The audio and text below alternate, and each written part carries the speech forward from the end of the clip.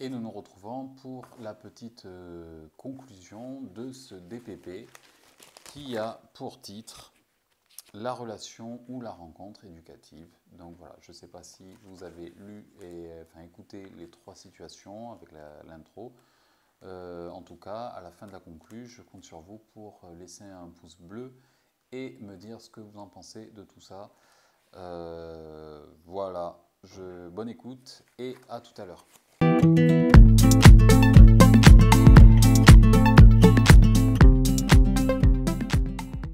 Au début de la relation éducative, la personne accompagnée et l'éducateur ne se connaissent pas et ne sont pas censés se faire confiance a priori, en tout cas pas dans l'immédiat.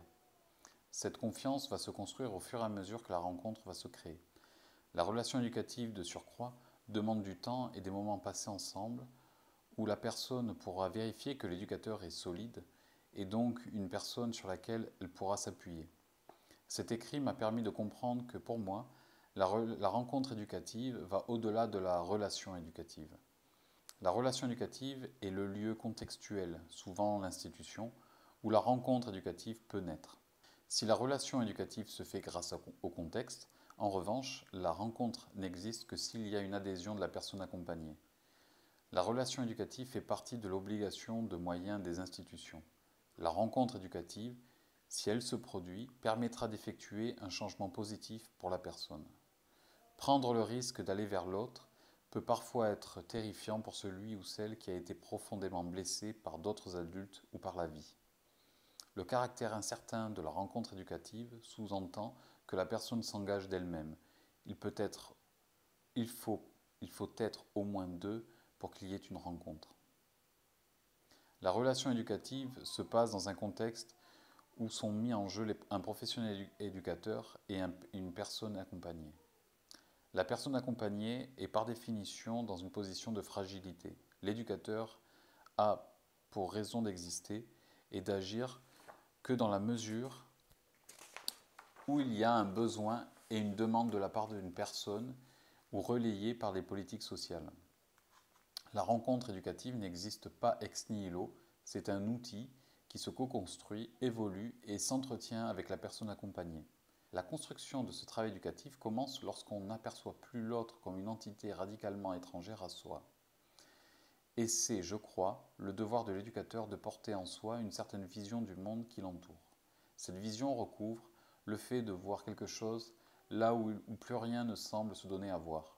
Cultiver l'optimisme en l'autre, c'est aussi faire sienne la phrase de Terence qui dit, entre guillemets, que rien de ce qui est humain ne m'est étranger.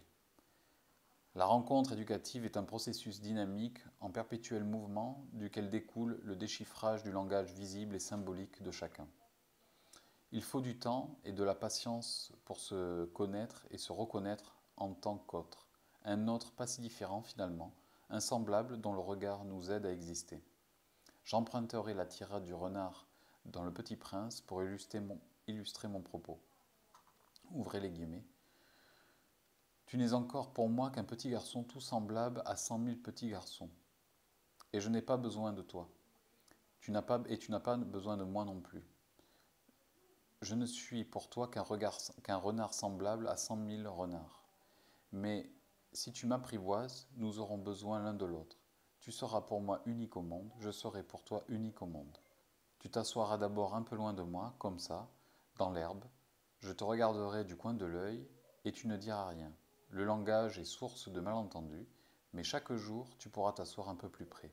Il faut bien un minimum s'apprivoiser si on veut établir une rencontre qui deviendra éducative.